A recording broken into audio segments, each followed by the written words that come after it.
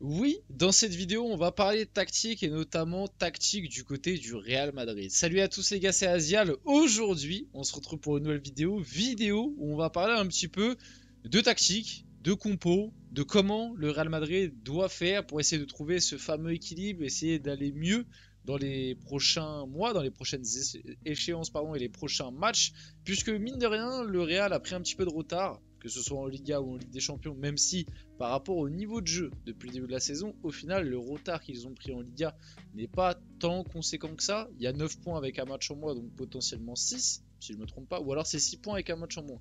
C'est peut-être 6 points avec un match en moins. Et côté Ligue des Champions, par contre, attention, parce qu'il te reste des matchs pas évidents. Et pour le moment, le Real a 6 points au compteur.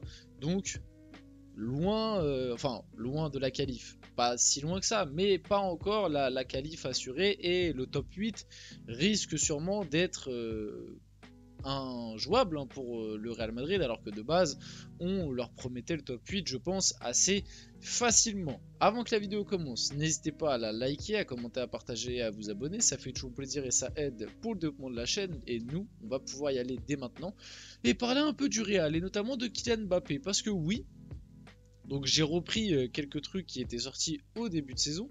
Pour rappel, le Real Madrid, depuis le début de saison, évolue dans ce style-là. Alors pas toujours exactement comme ça, mais globalement, c'est les idées qu'on a vues de la part d'Ancelotti qu'il a essayé de mettre en place et qui n'ont pas fonctionné. Donc un système au début en 4-3-3, 4-2-3-1, avec un Bellingham en 10, ça a été très rapidement abandonné. Et après, on a eu le fameux système en 4-4-2, comme là sur la deuxième image, avec Bellingham à gauche, Rodrigo à droite. On a même eu l'inverse à un moment avec Bellingham qui était à droite pendant le Classico, on s'en rappelle, et à gauche, c'était Modric, si je ne me trompe pas. Donc voilà, on a eu ce 4-4-2, on a eu ce 4-3-3, les deux ont globalement pas très très bien fonctionné, hein. On a eu aussi à un moment le retour du 4-4-2 losange comme l'année dernière, mais c'était seulement avec ballon. Sans ballon, Ancelotti voulait que le Real repasse sur un 4-4-2 à plat. C'est notamment ce qui s'est passé lors du dernier match de la victoire 4-0 face à Osasuna, où avec ballon, on avait Bellingham qui était dans son rôle de numéro 10, on avait Vini, Mbappé devant. Ah non, il y avait même Rodrigo et Brahim Diaz, c'est vrai.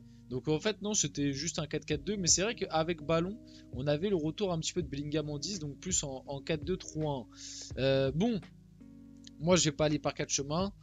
Je pense que le Real Madrid, pour essayer de trouver un équilibre, etc., pour moi il va falloir repasser sur le système en 4-4-2 losange et peut-être et automatiquement sortir bien évidemment l'un des trois de devant. Donc Rodrigo étant blessé, sûrement lui qui sortira, il n'y aura pas de Brahim Diaz. Je pense qu'en Liga, le système qu'on a vu un peu face à Osasuna en 4-4-2 à plat, le 4-3-3, 4-2-3-1, ça me paraît très compliqué. C'est ce qui se passait au début de saison, mais en termes d'équilibre, c'est trop compliqué. Donc je pense qu'Ancelotti ne lâchera plus le 4-4-2. Mais moi, j'aimerais qu'il revienne sur un 4-4-2 losange constant.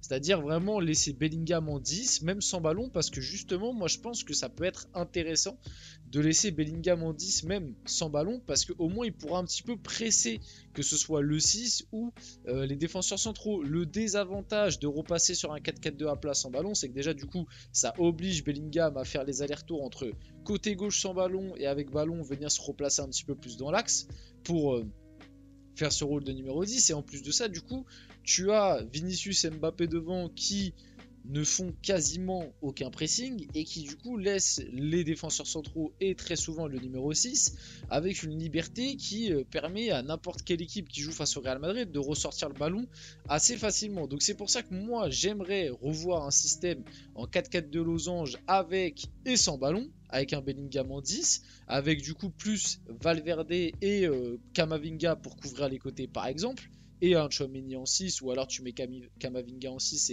et Modric Valverde.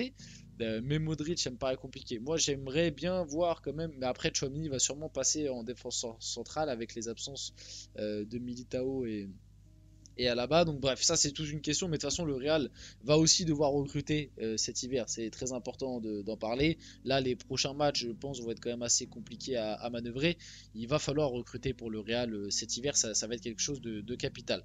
Et surtout, donc moi j'aimerais revoir un système en 4-4 de losange constant, mais surtout le truc que j'aimerais voir, et pour moi le statut qui doit changer du côté du Real, c'est celui de Kylian Mbappé.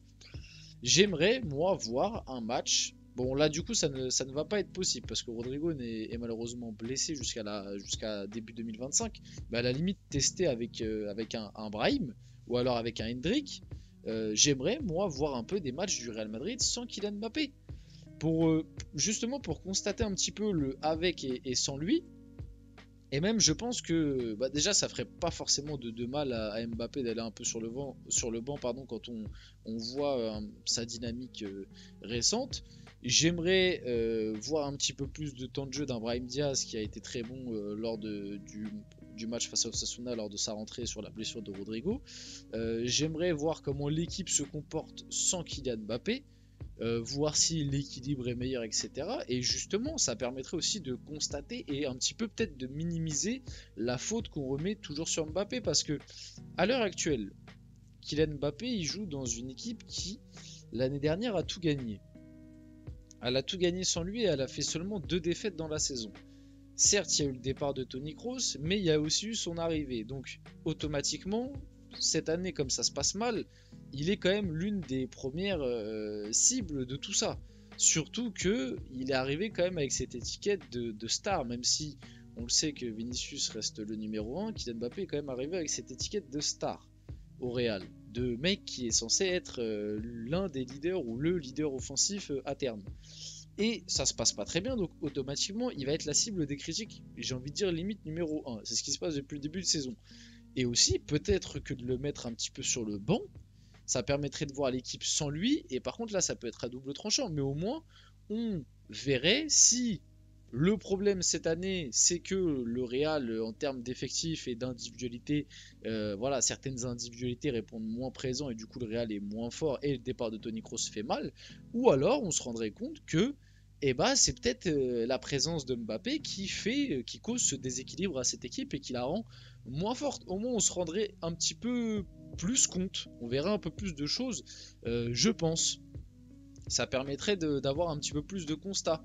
Et même remettre en question son statut, comme je dis, je le répète, à l'heure actuelle, ce serait pas forcément lui faire du mal. Au bout d'un moment, Kylian Mbappé, il veut marquer l'histoire du football. Il faut avoir un mental à toute épreuve. Moi, j'aime pas trop l'argument d'à chaque fois qu'on veut prendre une sanction, une décision envers Kylian Mbappé, on nous explique ouais, mais tu peux le perdre mentalement.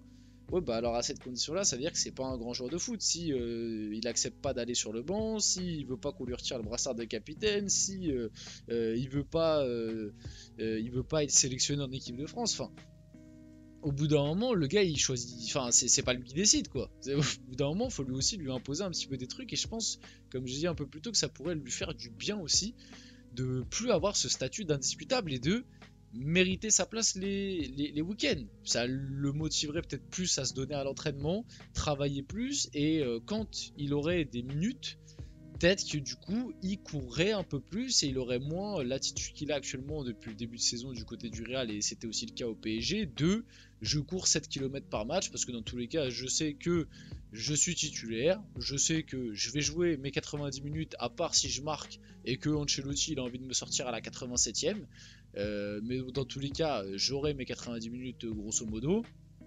Donc voilà, remettre un petit peu en question le joueur, je pense que c'est quelque chose ici qui lui ferait peut-être du bien. Niveau tactique aussi, on va avoir, c'est vrai que juste avant j'ai dit Valverde au milieu, mais Fede Valverde jouera latéral droit jusqu'au retour de blessure de Lucas Vazquez. Donc finalement, c'est vrai que j'ai oublié de prendre en compte toutes les blessures, je pense que le Real va repasser sur un 4-3-3 du coup. Je pense qu'on va avoir du Kylian Mbappé, Brahim Diaz, Vinicius, un milieu Bellingham, Modric, Camavinga, et du coup Valverde latéral droit, Tchouaméni def central. Putain, l'équipe, les remaniements laissent tomber. Avec du coup Tchouaméni, Rudiger et Ferland Mendy et Courtois au goal. Ça va retourner sur du 4-3-3. Je sais pas si ça va fonctionner, hein, parce que comme je vous l'ai dit juste avant, le 4-3-3 en début de saison, enfin 4-3-3, 4-2-3-1. C'est à peu près pareil, c'est juste une question d'animation quoi avec ballon. Ça n'a pas très bien fonctionné au début de saison, donc à voir si Ancelotti arrive à mieux le faire fonctionner là. Peut-être qu'avec Brahim Diaz, joueurs différents, etc. Ou à part si il fait 4-4 de losange avec Brahim Diaz en 10 et Bellingham qui va au milieu de terrain en numéro 8. C'est une possibilité. Ou alors un 4-4-2, Brahim Diaz, Bellingham à gauche. Modric, Camavinga. Aussi possible, c'est vrai. Et Vinicius Mbappé devant. Bref, on verra. J'espère que la vidéo vous a plu. Si c'est le cas, n'hésitez pas à la liker, commenter, partager et vous abonner. Les gars, c'était Asial. On se retrouve très rapidement pour une prochaine vidéo.